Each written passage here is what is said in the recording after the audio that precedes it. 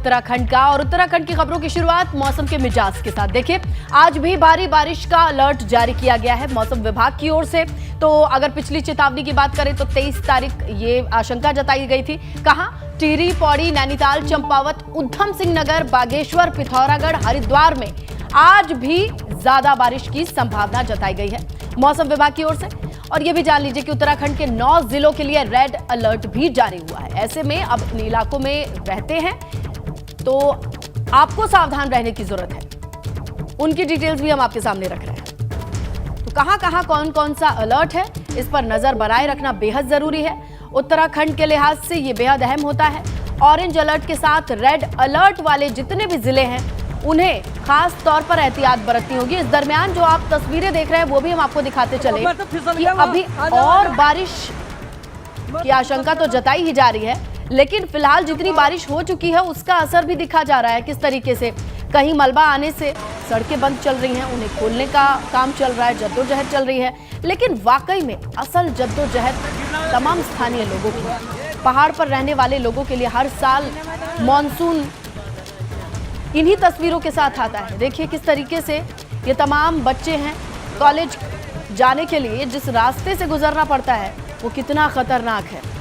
कल से इन तस्वीरों की चर्चा है। किस तरीके से बच्चे बैग कंधे पर लिए, जूता चप्पल हाथ में लिए, इतने तेज रफ्तार से बहते नाले को पार करते हैं,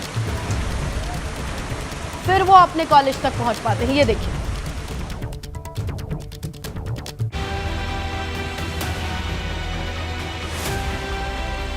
मॉनसून के मौसम में चार धाम यात्रा मार्ग पर जगह जगह भूस्खलन हो रहा है।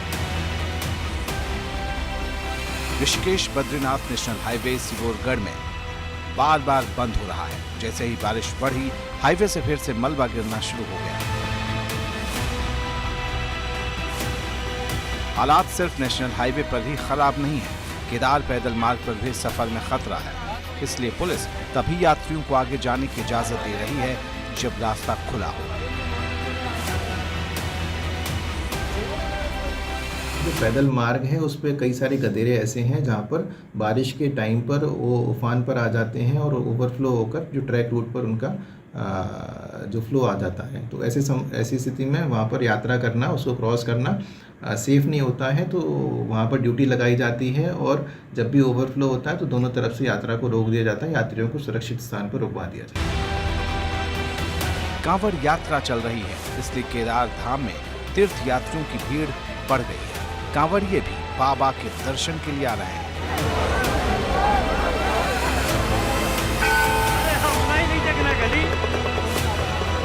बाबा के दर्शन के लिए कठिनाइयां भी रहेंगी तो वो भी हम कठिनाइयां पार करते हुए बाबा का दिव्य दर्शन करेंगे।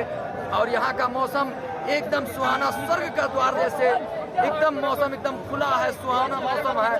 न पानी, न बूंदी, न किसी चीज का भय, एकदम बाबा केदारनाथ का साक्षात दर्शन है।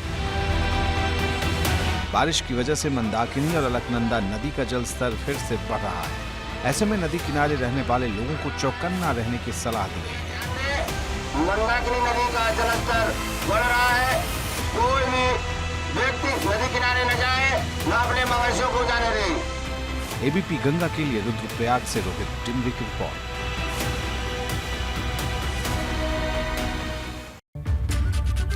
तो देखिए, मानसून ने कैसी आफत बरसाई है प्रदेश में, उसकी तमाम तस्वीरें हमने आपको दिखाई है। और आज कैसा मौसम रहने वाला है, क्या कुछ मौसम विभाग की तरफ से भविष्यवाणी की गई है, ज्यादा जानकारी देने के लिए पंकज राणा संवाददाता सीधे इस वक्त लाइव हमारे साथ जुटे हैं। पंकज, पहले तो आपसे जानना चाहेंगे आज का मौसम कैसा है और साथ ही साथ जो अलर्ट मौसम विभाग की तरफ से जारी किया गया है प्रदेश में, उसका कितना असर देखने को मिल रहा है। प्रशासन की क्या तैयारी है, किस तरीके से प्रशासन काम कर रहा है।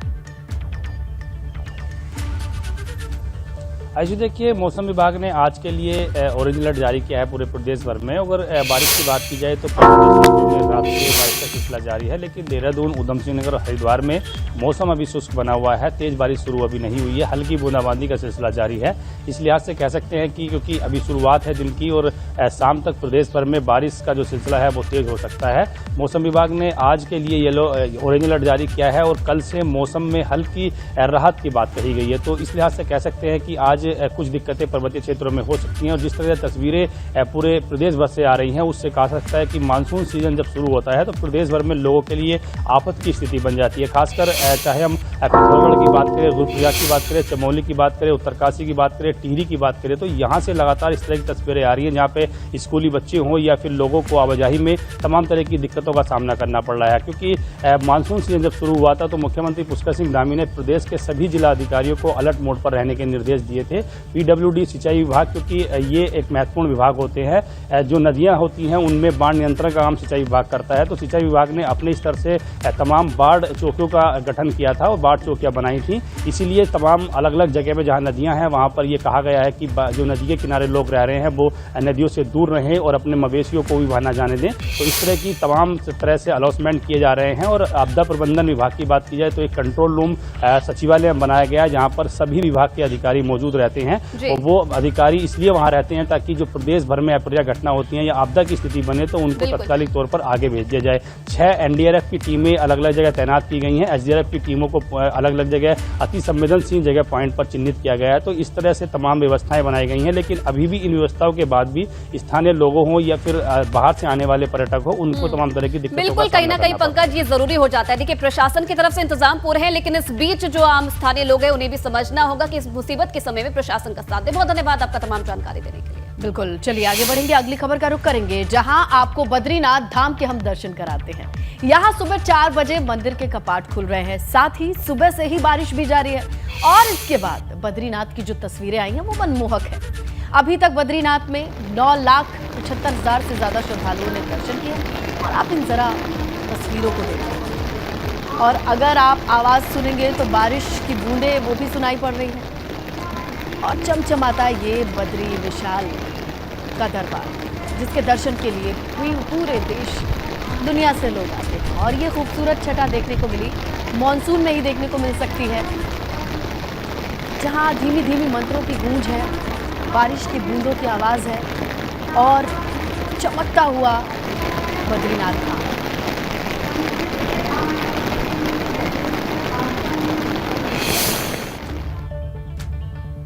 और इधर बारिश की वजह से टिहरी चंबा उत्तरकाशी रोड पर लैंडस्लाइड हो गया है। कांडीखाल के पास रोड में मलबा गिरने से घंटों तक ये बाधित रहा।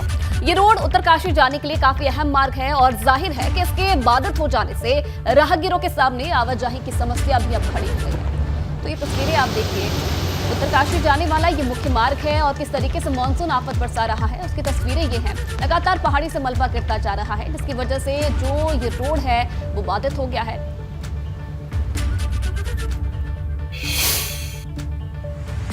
तो लगातार आपको तस्वीरें दिखा रहे हैं। बारिश ने किस तरीके से यमुना घाटी के लोगों की मुश्किलें बढ़ा दी हैं। बारिश से बरसाती नाले उफान पर बह रहे हैं। बच्चे जो स्कूल जाते हैं वो किस कदर जान जोखिम में डालकर स्कूल तक पहुंच रहे हैं, ये रिपोर्ट देखिए।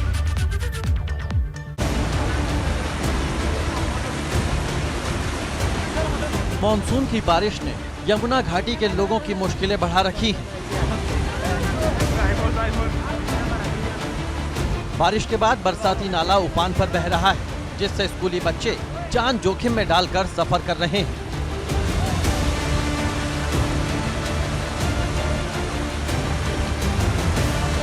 छात्र छात्राओं की मुश्किल का अंदाजा आप इन तस्वीरों को देखकर लगा सकते हैं। एक तरफ बरसाती नाला तेज वेग के साथ बह रहा है, तो वहीं दूसरी तरफ स्कूली बच्चे किसी तरह से उसे पार करने की कोशिश कर रहे हैं।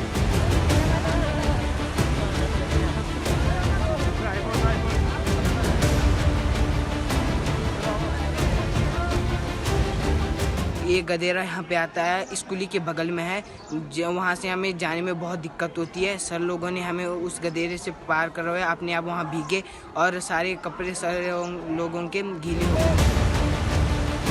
तस्वीर नौगांव ब्लॉक के राजकीय इंटर कॉलेज गडोली की है, जहाँ बरसाती नाला उफान पर बह रहा है। इस दौरान बच्चे स्कूल जाने के लिए उसे पार करते नजर आ रहे हैं। बच्चों का कहना है कि स्कूल जाने के लिए उन्हें इस तरह का जोखिम मोल लेना ही पड़ता है।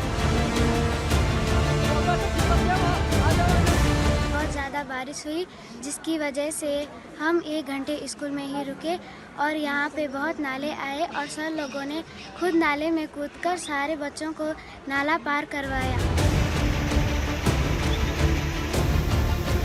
ये तस्वीरें पहाड़ में छात्र छात्राओं की राह में आ रही मुश्किलों को बयां कर रही हैं। मजबूरी ऐसी कि बच्चों को इस तरह का जोखिम मोल लेना ही पड़ता है। एबीपी गंगा के लिए बड़कोट से नितिन चौहान की रिपोर्ट।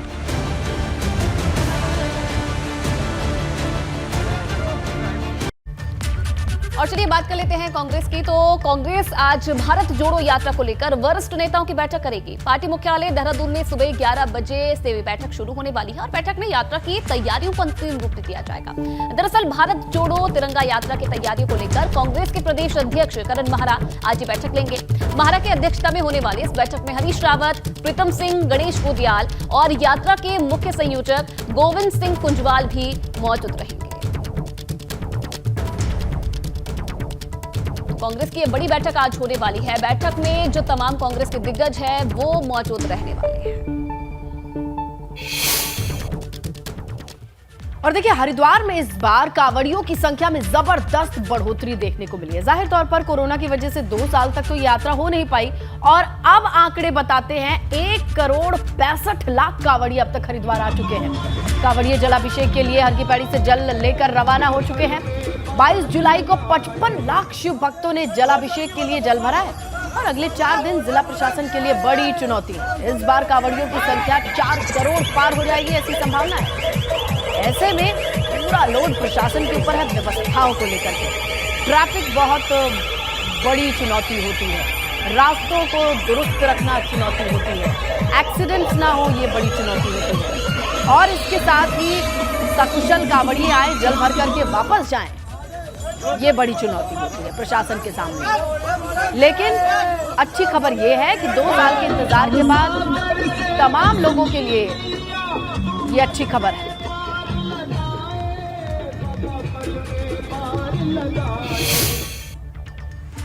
तो देखिए, प्रदेश में बड़ी संख्या में कांवड़िए पहुंच रहे हैं और सरकार की तरफ से भी ये कोशिश की जा रही है कि स्वागत सम्मान में किसी तरह की कोई कमी ना छोड़ी जाए।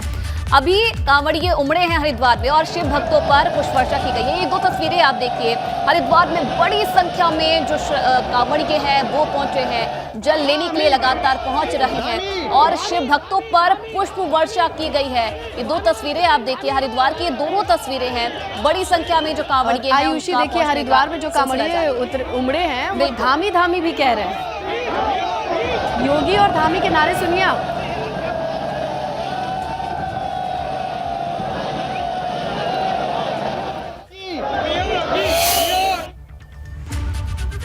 तो हरिद्वार में कांवड़ यात्रा पर कांवड़ियों का रेला किस तरीके का है ये हमने आपको दिखाया। महाशिवरात्रि करीब आते ही बड़ी संख्या में कांवड़िए हरिद्वार में गंगा जल भरने के लिए रुख करते हैं।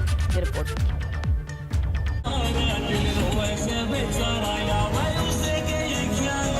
पंचक खत्म होने के साथ ही हरिद्वार में कांवड़ियों की भीड़ बढ़ गई।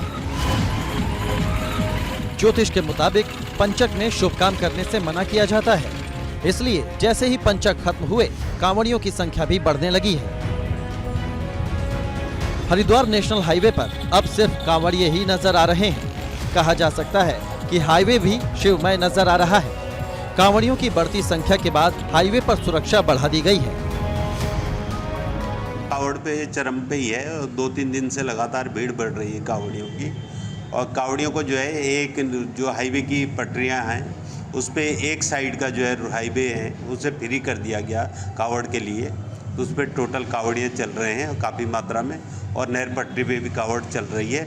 सभी जगह जो है पर्याप्त फोर्स में जो है रात्रि में और दिन में शिफ्टों में ड्यूटी पुलिस की लगाई गई।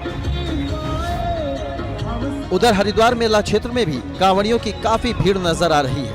प्रशासन की माने तो अब तक हरिद्वार से 25 लाख से ज्यादा कांवड़िए गंगा जल लेकर अपने गंतव्यों को रवाना हो चुके हैं। प्रशासन का कहना है कि अगले कुछ रोज में ये संख्या तेजी से बढ़ेगी। चारों तरफ कांवड़िए दिख रहे हैं, अपार श्रद्धा के साथ यहाँ आए हैं और पुलिस और प्रशासन की तरफ से हर संभव प्रयास किया जा रहा। हम लोग मॉर्निंग से ही लगातार विजिट कर रहे हैं, जो भी मूलभूत सुविधाएं हैं उनको उपलब्ध कराना। अभी हिल बाईपास का भी हम लोगों ने निरीक्षण किया, अगर भीड़ ज़्यादा बढ़ेगी तो उस रास्ते का भी हम लोग इस्तेमाल करेंगे। कोरोना महामारी के चलते 2 साल तक कांवड़ यात्रा स्थगित रही है, मगर इस बार कांवड़ यात्रा विधिवत रूप से चल रही है। कांवड़ियों से भी प्रशासन की अपील है कि वो सौहार्दपूर्ण वातावरण बनाए रखें ताकि कांवड़ यात्रा ठीक से संपन्न हो। एबीपी गंगा के लिए हरिद्वार से रोहित सिखौला के साथ रुड़की से विनीत त्यागी की रिपोर्ट।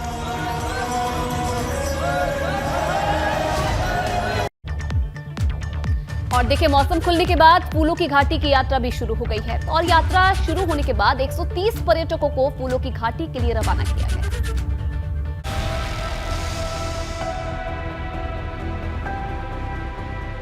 खराब मौसम की वजह से बाधित रही फूलों की घाटी की यात्रा को फिर से शुरू कर दिया गया है। यात्रा शुरू होने के बाद 130 पर्यटकों को फूलों की घाटी के लिए रवाना किया गया।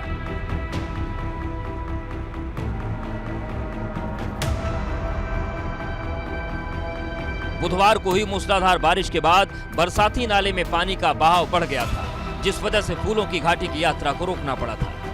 इस दौरान 150 से ज्यादा पर्यटक फंस गए थे, मगर रास्ते की मरम्मत के बाद फूलों की घाटी की यात्रा शुरू कर दी गई। फूलों की घाटी में अभी तक 200 से ज्यादा प्रजाति के फूल खिले हैं। फूलों की घाटी दुनिया की इकलौती ऐसी जगह है जहां प्राकृतिक रूप से 500 से ज्यादा प्रजाति के फूल खिलते हैं। एबीपी गंगा के लिए जोशीमठ से रणजीत रावत की रिपोर्ट।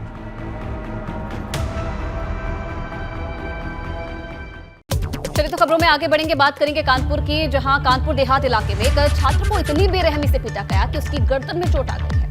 इस छात्र का बस इतना सा कसूर था कि वो अपना होमवर्क पूरा नहीं कर सका। इसके बाद टीचर का गुस्सा भड़क गया और उसने उसको जमकर पिटाई।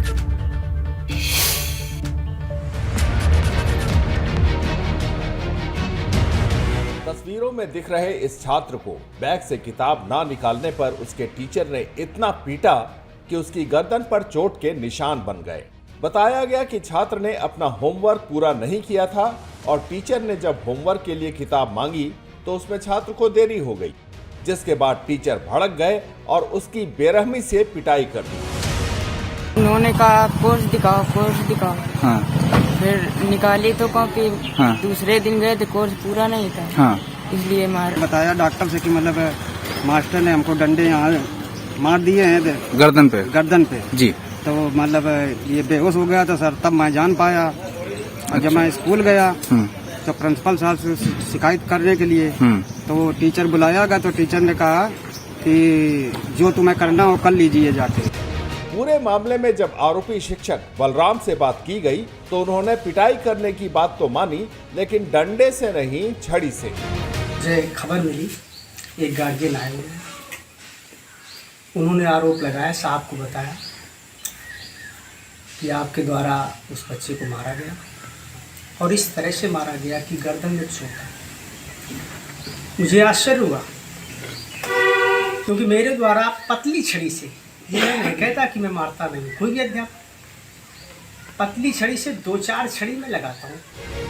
मामले के बारे में जब जिला विद्यालय निरीक्षक से पूछा गया तो उन्होंने मामले की जांच कर कार्रवाई की बात कही। अभिभावक ने अभी तक हमसे संपर्क नहीं किया है, न इस तरह की जानकारी अभी हम तक पहुंची है। और यदि ऐसा है, हम अभी जांच कराएंगे। जांच कराने के बाद जो भी दोषी पाया जाएगा उसके खिलाफ सख्त से सख्त कार्रवाई की जाएगी। बच्चे के साथ अमानवीय व्यवहार, बच्चे के साथ किसी ऐसा व्यवहार जो नैतिकता में नहीं आता है वो बिल्कुल ही स्वीकार नहीं हुआ। छात्र के परिवार का आरोप है कि जब पिटाई की बात स्कूल के प्रिंसिपल से की गई तो वो मामले को दबाने में जुट गए। Bureau report, ABP Ganga. आगे बढ़ेंगे। सुल्तानपुर में झोला छाप डॉक्टर्स की लापरवाही एक महिला की जान पर भारी पड़ गई। परिजनों ने इस झोला छाप डॉक्टर को जब महिला को दिखाया तो डॉक्टर ने बच्चेदानी में सूजन की बात कह के ऑपरेशन की सलाह दी। महिला के परिवार की इस गलती ने खुशियां छीन ली। यूपी के सुल्तानपुर में झोला छाप डॉक्टर ने एक महिला की जान ले ली। बच्चेदानी में सूजन बताकर झोला छाप डॉक्टर ने फर्श पर ऑपरेशन कर दिया। खून ज्यादा बहने से महिला की मौत हो गई, जिसके बाद महिला के परिवार वालों ने जमकर हंगामा किया। मामला सामने आने के बाद डीएम ने जांच के लिए एक टीम का गठन भी कर दिया है। उसको इन्वेस्टिगेट कराते हैं और हमारी मेडिकल टीम को निर्देश वैसे दिया गया है कि जो इस प्रकार के झोला छाप डॉक्टर वो प्रैक्टिस कर रहे हैं उनको ढूंढ करके लोकल इंटेलिजेंस बना के उनको बंद कराया जाए और जो नहीं माने उनके विरुद्ध उचित दंडिक कार्रवाई की जाए, क्योंकि इससे अनक्वालिफाइड मेडिकल प्रैक्टिसेस से कभी कभी स्थिति खराब हो जाती है, नुकसान हो जाता है। तो सभी टीमों को, सभी MOICs को इसके लिए निर्देश दिए गए। गांव-गांव में झोला छाप डॉक्टरों की भरमार है। चाय की गुमटियों जैसी दुकानों में झोला छाप डॉक्टर मरीजों का इलाज कर रहे हैं। मरीज चाहे उल्टी, दस्त, खांसी, बुखार से पीड़ित हो या फिर कोई दूसरी बीमारी हो, सभी बीमारियों का इलाज झोला छाप डॉक्टर करने को तैयार हो जाते हैं। अब प्रशासन ऐसे झोला छाप डॉक्टरों के खिलाफ कार्रवाई करने की तैयारी कर रहा है। Bureau report, ABP Ganga.